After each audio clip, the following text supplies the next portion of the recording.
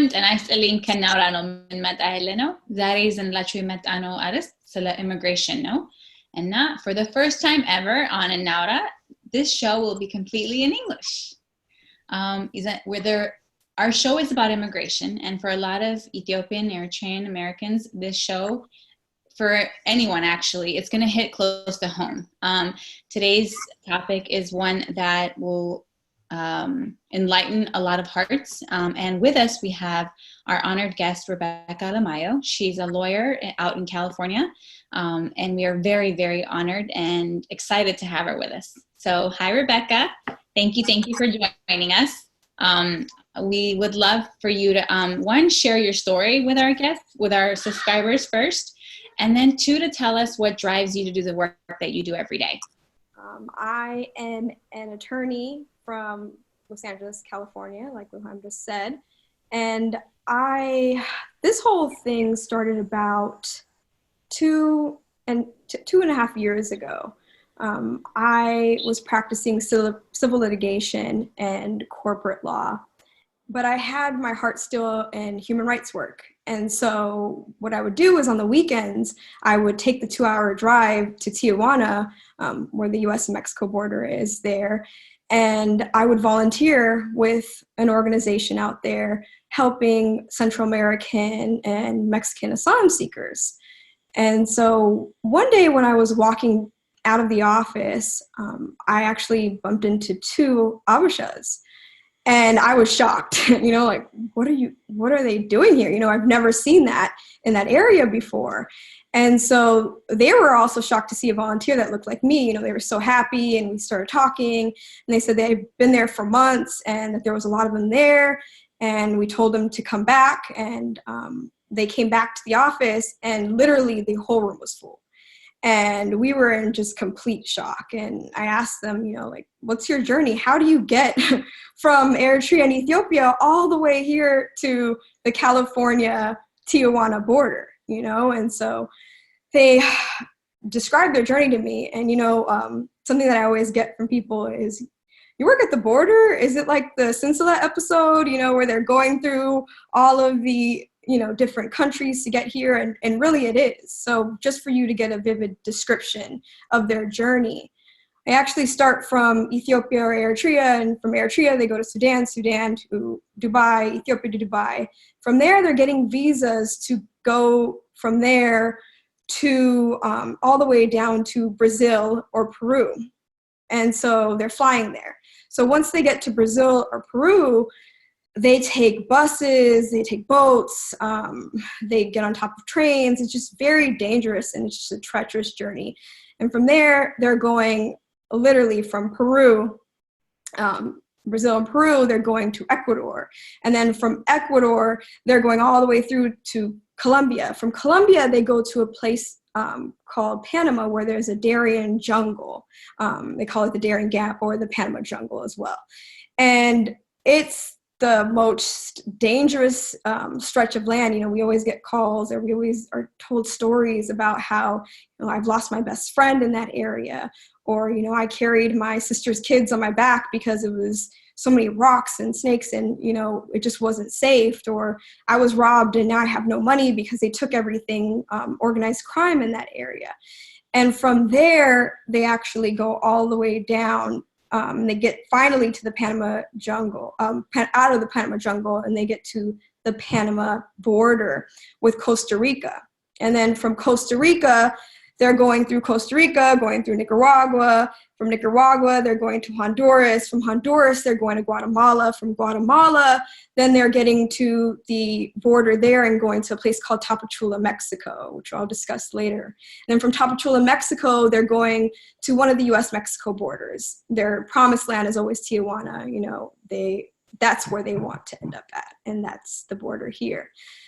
So after they make that journey, which, they started to continue to tell us their story, is once they get to their journey and they get through all of that, they're actually stopped at the US side, the Mexican side of the US border. And they're told to put their name on a list and get a number. So just to really just break that down for you, they go through 10 countries, 11 borders, been through all of what they've been through in their home countries.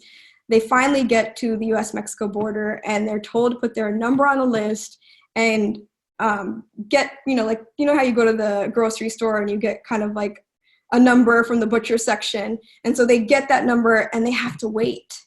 And what has been happening now for the past year and some change is they get that number and they're waiting for months, and so sometimes 4 months. Right now, because of COVID, it's all shut down. And so no numbers are being called, so they go through all of that, they get to that process. And so literally rewinding back, so when we first met them, and they told us, we've ran out of money. We don't have anything. We didn't expect to be here for 4 months. We were robbed and we were helping each other, trying to, get each other through all of this. If somebody has money, give it to the other person. But we really are running out of money and we have like literally nothing to eat.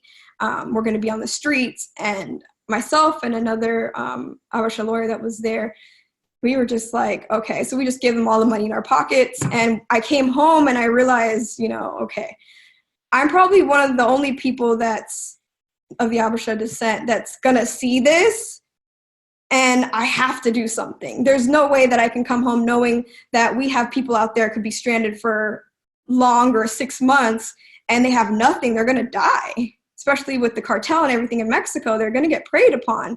And so that's when, I literally, it was 3 days before Christmas. And, people were, what are you going to get for Christmas? What are you going to buy? Blah, blah, blah. And literally I was thinking about what am I going to do? And I came up with a GoFundMe account. So we started the GoFundMe account, and from there, we started raising money. 2 weeks later, we raised enough to support the number of people that were out there, and we went. And so we started providing them with humanitarian assistance, so food and shelter and all of that, so they can be able to survive there while they wait for their number to be called for months. Then that became not sustainable, and so we had to start the nonprofit that we have now so we can be able to help the large numbers of people that are coming in. We also have a clinic. I started a clinic in Tijuana. There's many clinics there, but most of them are for Central Americans and Mexicans, and we didn't have one just for, Black migrants, especially for Eritrean and Ethiopian migrants. And so I started the Abasha Clinic also in Tijuana. And then as well as when they come to the other side, we also go into detention centers and help them. And so our nonprofit is what's going to help that now. And so that's kind of like my story and why I started doing what I do. Thank you so much, Rebecca, for enlightening all of us. Actually, this is an eye-opening for so many of us. I know since you said you do travel a lot to Tijuana and help out a lot of immigrants. So what kind of hardship are the immigrants facing when they get to Tijuana? Basically, when they're getting to Tijuana, the hardships that they are facing were large. They are of the, they don't look at the person and say, you're from Eritrea, you're from Ethiopia. They look at you in Mexico and say, you're Black, and so the resources that they were getting were close to zero. There are all these service providers that are coming in, but the communities are coming in to help their people, and so we didn't have that. We weren't getting serviced. And so they literally didn't have the food, they didn't have the shelters, they didn't have all of that the other communities had.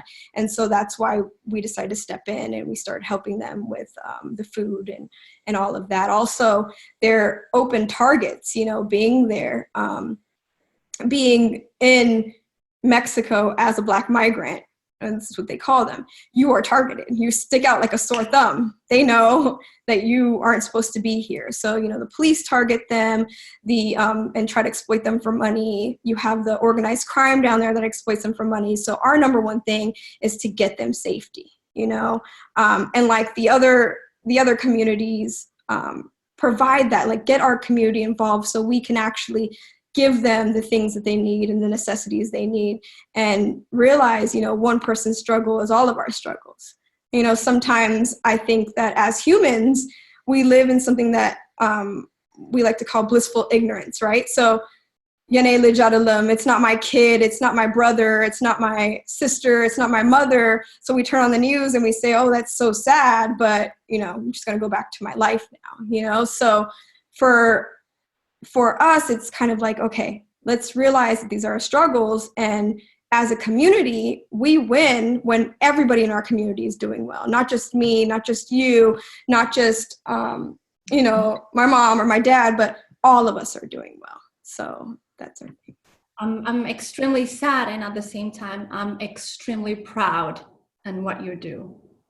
And I mean, may God continue blessing you and really reach to your goal, hopefully, that this will be able to help. And my other question is, every case is different. Every case are handled differently. And just walk us through on the process, how you pick a case to prioritize, if it's from a male to a female, from a child to an adult. How does each case are processed? So the thing is once they get to Tijuana, their number is called, their struggle is not over. It's just begun, right? And that's, I think, what a lot of people don't realize is they go through so much. They go through so much, whatever the reason is, they're leaving their home country, and then they go through that long journey. You know, many don't make it through that journey. Many don't make it. And then they get to Tijuana, they get the hardship of being stuck there in Tijuana and have nothing, you know, and then have to wait months, literally like months, just sitting there. Okay, is my number going to be called today? Is my number going to be called today? And usually one number is called out of 10,000, you know what I mean? And so they're there. And so at that point, then once their number is finally called, they're taken to the U.S. side of the border, right? Because Tijuana is literally right here on the Mexican side. They're taken to the U.S. side and they're processed, right? So they go through their processing. From there, they're sent to detention centers across the United States. So just because you've crossed in Tijuana and you go into San Diego, San Ysidro, doesn't mean that you're going to stay there. You can be sent to Aurora, Colorado. You can be sent to Tacoma, Washington. You can be sent to Texas. You can be sent to Louisiana, which is the hardest to get through right now. You can be sent to New Jersey from that border. You know what I mean? So you could be anywhere. Once you get to those detention centers, you have to pass what's called a credible fear interview. So before you can even start your asylum process, you have to pass a credible fear interview. If you're lucky enough to pass your credible fear interview, then you stay in detention for about usually between 6 months, a year. It can vary, right? You're lucky enough, 6 months. You're not be all the way up. And from there, you're basically stranded and you're staying in detention until your asylum case goes through and you get your final hearing with the judge, which is in these detention centers, right? And so another part of what I do is I represent them pro bono, which means free legal representation. So I go into these detention centers, and I know we've all seen these detention centers now on TV. We just don't realize that our people are in these detention centers too, you know? So once they get into these detention centers, and I go in there and I see how horrible the conditions are. I mean, I've had somebody whose asylum case is coming up, and their asylum hearing got postponed because they were quarantined for mumps.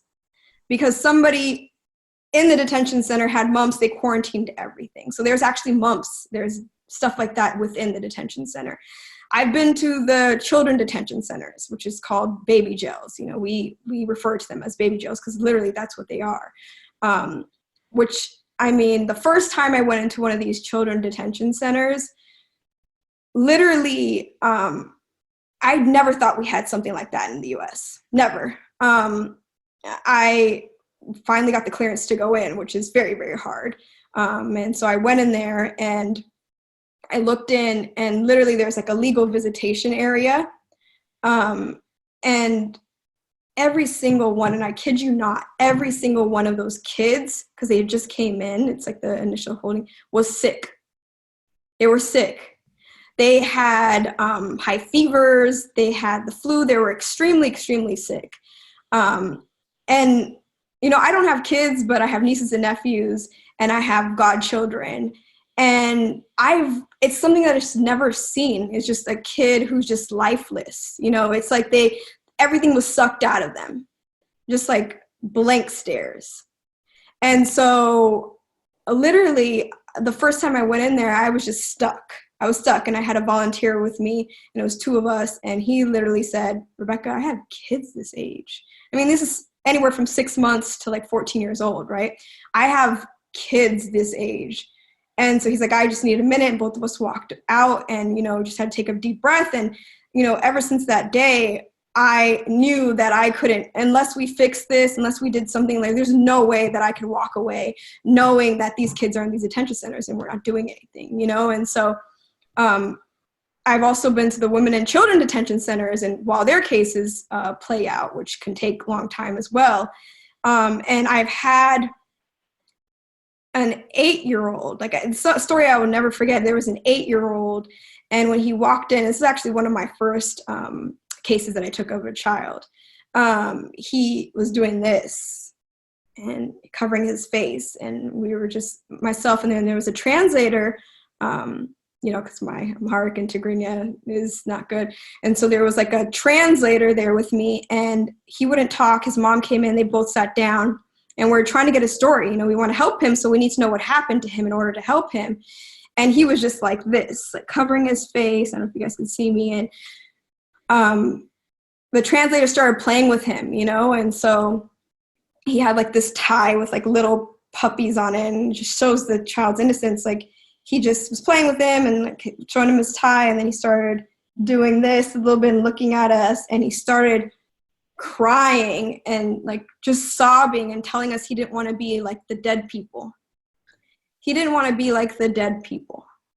And for literally that, at that point, I couldn't control it. I had to excuse myself, and because it's just like, these are kids. These are kids who have been through everything imaginable, and they come here for safety, and we just put them in the jail cells.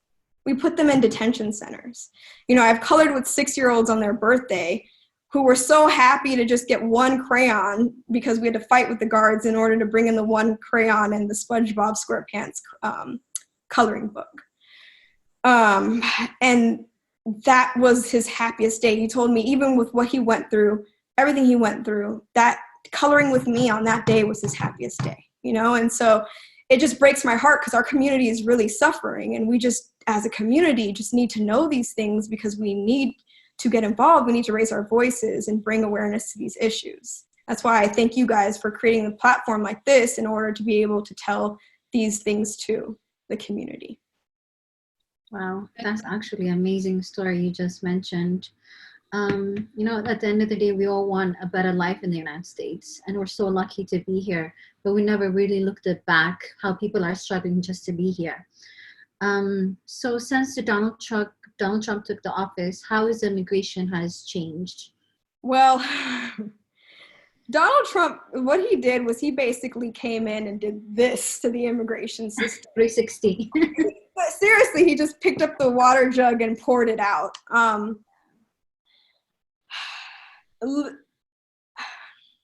So I don't really know what was prior because I didn't do this before, right? But I know from my mentors and the people that were in this prior to Donald Trump, and I know how fast these laws are changing. It seems like his main target is this asylum system. And so if anybody feels what's going on with this, we feel it, and even as a community, every time we turn on the TV, we hear the administration has done X, Y, and Z to immigration. You know what I mean? We hear it all the time. And literally, he has made it almost impossible to get asylum now. And so every time he comes up with something else, I get phone calls from people like, what are we going to do now? And literally, what do you tell them? Because for us, it's like, well, we're going to get through it, And so we have to have discussions as, I'm a part of a lot of collectives and a lot of different group calls. And we think, okay, so this is the law. Like, how are we going to do it? How are we going to do X, Y, and Z? How are we going to get around this? As well as a lot of the human rights and organizations, ACLU, racist, a lot of the big ones are actually right now, every time a law comes out from Trump, we're actually arguing it in court, trying to get it reversed. And so it's been very hard. Laws are coming out it seems like every week, every 2 weeks, but we're managing and getting through. Wow. So you're saying USCIS come up with laws every week? So it's not every week, and it's not per se USCIS. It's the administration as a whole. and the laws are affecting asylum seekers directly. And, it's a lot of people say it's attack on Central Americans, and you'll hear, the administration on TV saying Central Americans, but it's just not affecting Central Americans. It's affecting Eritreans, Ethiopians, Cameroonians, Haitians. It's affecting everybody. Rebecca, what's the difference between refugee and asylum? Is there a difference between the two? Yeah, so refugee is, those are the people that apply to come to this country outside, so they're in a refugee camp somewhere around the world, or, they're applying to come here through that system. Asylum seeker is actually, you're here, you're at the doorstep at the border, or you've flown in and you're asking for asylum while you're here in the US. Okay. And then, so you mentioned baby jails. Mm-hmm. So, and the first thing that came to my mind, and excuse my ignorance, but I started thinking of concentration camps. I don't know why, but the way you were describing it just took me there. And so I wanted to know, do they separate families at these areas? Do mothers and fathers stay separate from the kids, or are they together? Are there family units? So there's both. But usually in the beginning, they'll separate you, right? So they were doing that in the beginning, and they're saying family separation stopped. It didn't stop, they verify if that's your child and all that kind of stuff at the border, as well as there's children detention centers. There's women and children detention centers. There's men and children detention centers. It's just where they send you. But there are centers that are separate from one another. So let's say you and your kid came in, they use this new thing where they have to verify you're their parent, and even if you have birth certificate or stuff, it really depends on the luck of the draw. Like DNA testing? Yeah. But they literally separate them. And if there's a father, mother, and child, they'll put the father here, they'll put the mother and child here. They might put the father here, the mother here, and then the child at another place. I've also been hearing, and I don't want to say this is completely true because I don't know yet, but I've also been hearing on a lot of calls that they're saying that they're telling individuals who have children because of COVID-19, we'll let your child go, but you need to stay in the detention center. And so, we're going to put them in this place or this type of safe haven, but really in essence, they're also cages, and they're also kind of detention centers as well. And it's how you said concentration camp, that's literally what people are saying that these detention centers are. They remind them of concentration camps. Some people are saying, don't say that, it's not politically correct, blah, blah, but literally that is what they are. They are the most I can't even explain to you what these centers are. Not just the children detention centers, the adult detention centers also. A majority of my clients are between the ages of 18 and 28, and so they're also horrible, where they're not allowed to have soap or shampoo for 2 weeks at a time sometimes. And I've seen somebody who 6 months prior in Tijuana looked healthy, and then I see them in detention and they are just this skinny and don't even fit the clothes that they are given, and tell me that they're hungry, you know what I mean? They're hungry. And unless you have money in the detention centers, you can't really get the commissary, the commissary area, which is regular food. And a lot of the food that's given to them makes them sick. So it's just very complicated, and it does resemble. This is really emotionally exhausting. Even me hearing it now, sitting with, imagining my kids, I put myself in their shoes. I can't imagine. It's really heartbreaking. How does that affect you? So it's hearing you even, gosh, I don't know. Yeah, I meditate a lot. Literally sometimes after I leave these detention centers, and there's been days where I will literally have to be in preparing to submit exhibits in LA, and then drive to San Diego to go to the detention center and submit those exhibits, then drive back to LA and fly to Tacoma, Washington to represent an individual on trial the next morning. So I have to fly out that night, and then the next day go to Aurora, Colorado. And there's been days where I'm just, you take a deep breath and, I'm like, whew. But if I don't do this, then what's going to happen? You know what I mean? right now these rules are too harsh for them to represent themselves by themselves.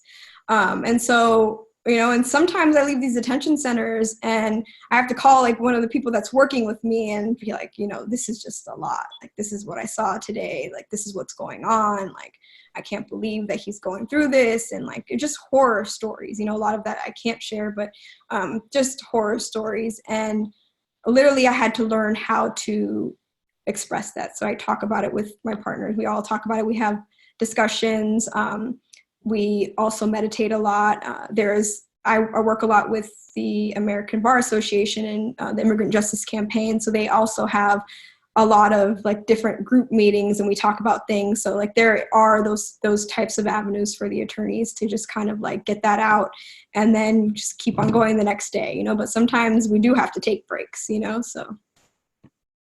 So I'm kind of confused because, all right, so let's take a mother and a child, okay, from Ethiopia, Eritrea. They travel 11 countries, they get to Tijuana.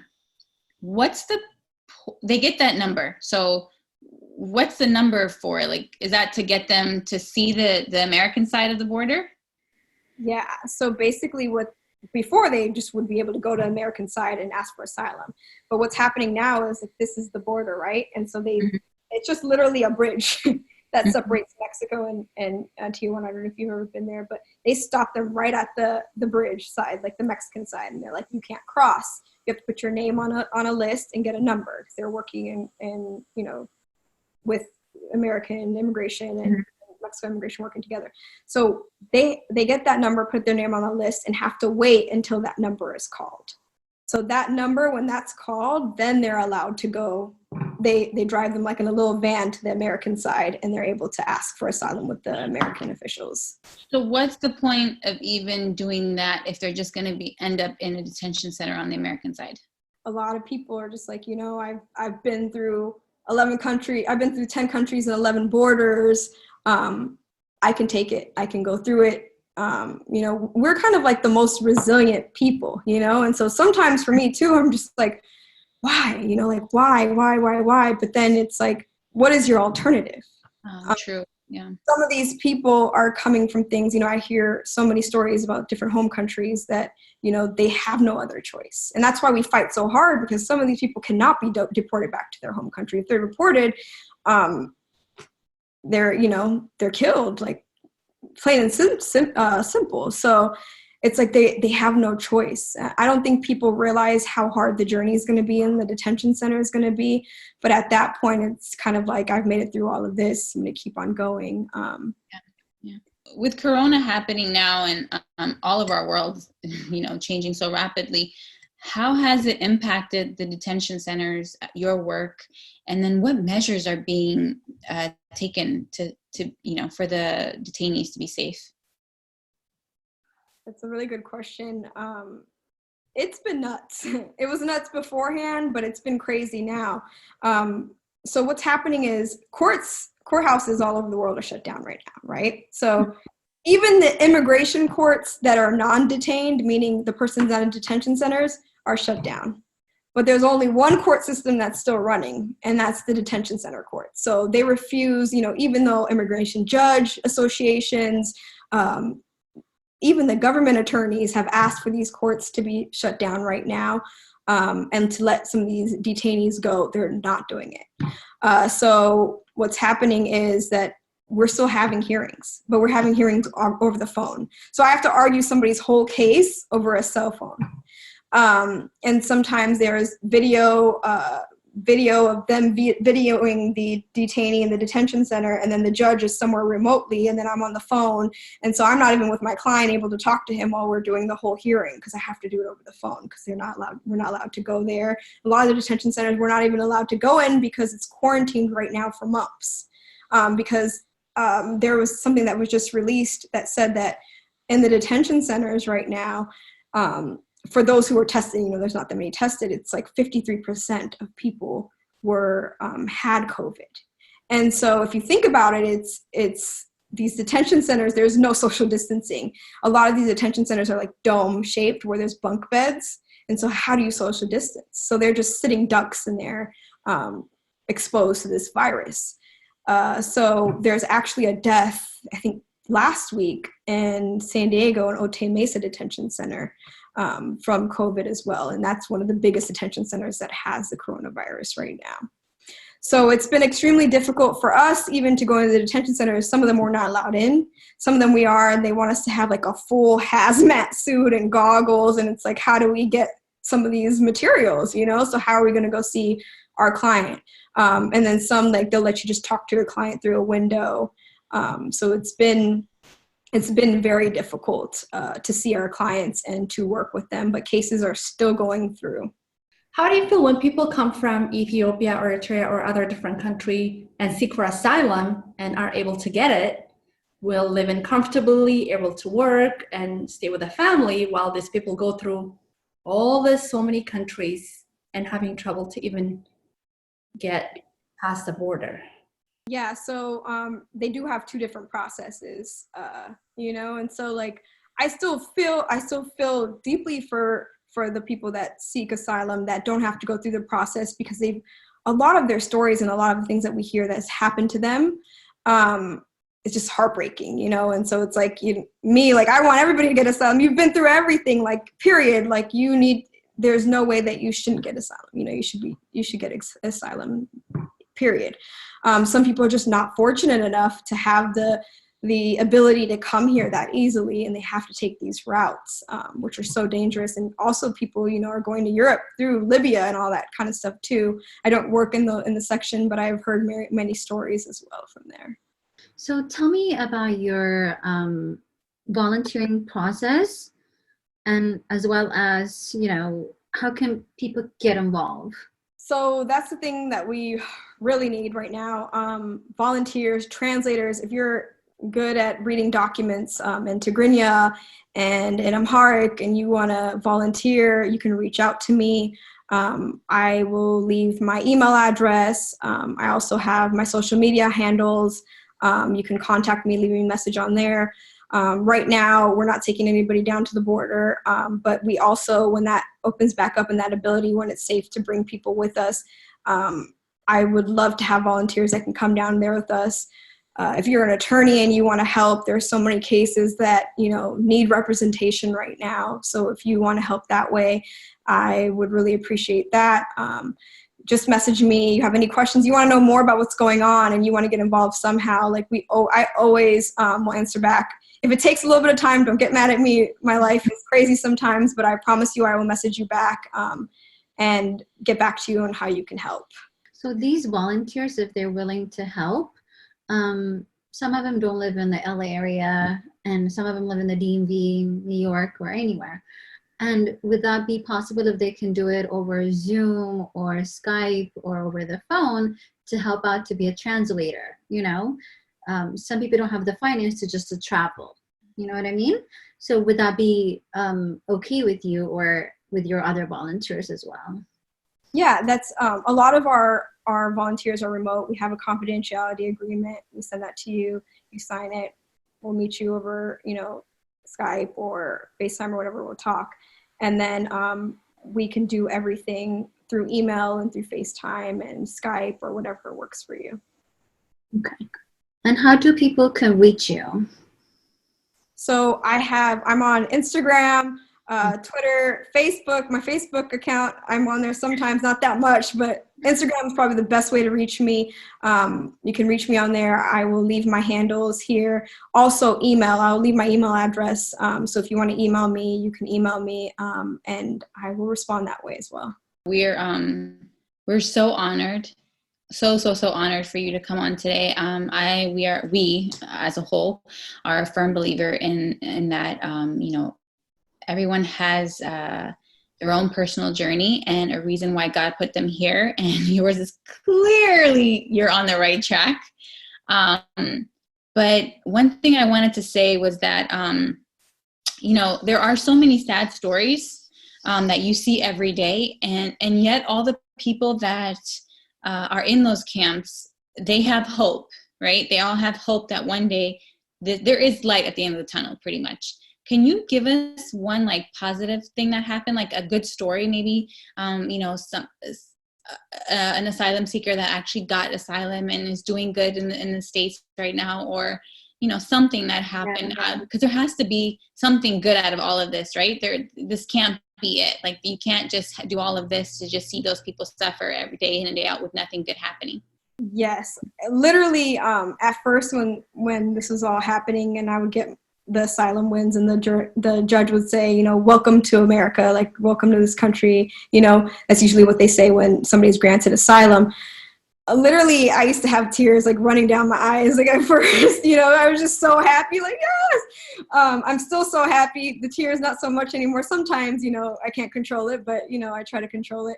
But I have stories of people who are now working, who are going to school, you know, who've invited me to like weddings and, you know, like our family. So it's just, you know, that, and I always tell them, like, you know, just stay strong. You're almost there. You're almost there. You're almost there. Like, you're almost to your hearing, like, stay strong. You'll be fine. You know, whatever happens, no matter what, we're going to fight, like, you know, and so just have faith and have that hope.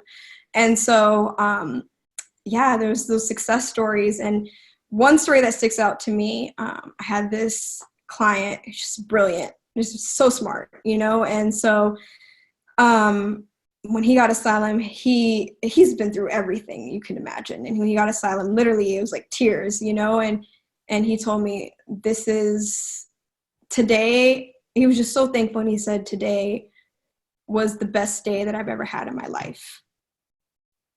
I've been through everything imaginable, and I've always just wanted one good day. Like, I just wanted one good thing to happen to me. And today is the best thing that's ever happened to me. It's the best day of my life. And literally, like, it's just water walls, you know? And so there are stories like that, and there are stories of hope and perseverance. I mean, our people are so strong, you know, they do so much. And to still be able, you know, and even our parents' generation, and they went through everything that they went through, and they came to this country and built lives for, you know, all of us. And so our people are just very strong and courageous. And so there are stories of hope and good things that are happening. I want to mention something that you posted recently, really, really caught in my eyes, and I'm going to read it out. You said, I put my blood, sweat, and tear into this work, my own money, all my time. It's unfortunate that there are some really negative people in our community trying to attack our work. The asylum seekers are in need. Therefore, I'm never going to stop. It's very, very powerful. It is. Can you share a little bit if you can? Yeah, you know, this work in general is, you know, not easy. One thing that my parents always taught me was, we didn't come to this country and make it by ourselves. We came here in this country and made it as a community, right? We made it as a community. We helped each other. And I think sometimes we forget that. You know, a lot of us were asylum seekers ourselves. We came here as immigrants, as, you know, some of us are first generation, and we forget that same struggle that we've been through at that point. There are some people that like the asylum process, some people that don't. There are different, you know, sometimes being Ethiopian American, it's not easy because I represent people from different tribes or from different countries.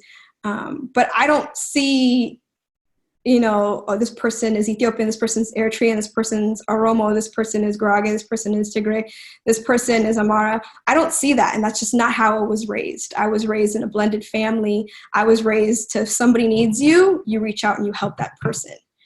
We don't die with all of our possessions. When it's our last day, it's what we left here in our imprint of how we helped people is what we go with. And so for me, I don't care if you're Christian, I don't care if you're Muslim, I don't care if you're Oromo, I don't care if you're Tigray, I don't care if you're Eritrean, I don't care if you're Ethiopian, I'm going to help you. And so for me, this is just it's bigger than me. And so when I say I'm not going to stop, it's because I feel like this is what I'm supposed to do. And every time that I pray on this situation, no matter what, you know, it's the end decision, and what I've been shown is that this is my purpose. And so when I say I'm not going to stop, and when, you know, I get questions all the time, you know, like I said, you're Ethiopian, your last name is this, that means you're from this tribe, why are you helping this person? And I didn't even know that. I didn't even know my last name was from a certain tribe. I had no idea. And so literally, that's why I say I'm not going to stop. This is my purpose. Our people need us. If I stop, who's going to help them? And so literally, that's just what the post was about. It's all love. And good job. Very good. Very well said. Well said. Beautiful. Well, we're sad that the episode is coming to an end. But we are, again, very honored to have had you on with us. Your work is outstanding. And if there's anything you need from the East Coast, we got your back. For all our followers, we hope you enjoyed today's episode, our first ever English episode. And we can't wait to see you guys again next time. Rebecca's information will be listed at the end of the show in the titles. So please do reach out to her. So we have the GoFundMe account and page. It's on all of my social media handles. I'll also send that over to you guys. That's a big part of what helps us is the funds, so we can get people off the street and put foods in their stomachs. So if you guys want to help with that, we do have that GoFundMe account. Yeah. And like she said, volunteers, she does the work that she does. She's able to do the work that she does because so many people do stand up, and all of us have our own story as to why we're here today in the United States. Even if we didn't, come through the same hardship that those detainees came from, they're still our people, and we still owe it to them to help them. So for those that are on the West Coast, do try to volunteer with your time. For those that are on the East Coast that can go, please go out and help. And if you can't, give out some money. I mean, it does take a village to raise a child. And if we don't help those people, who will? So with that in mind, have a great week, everyone. And thanks for tuning in.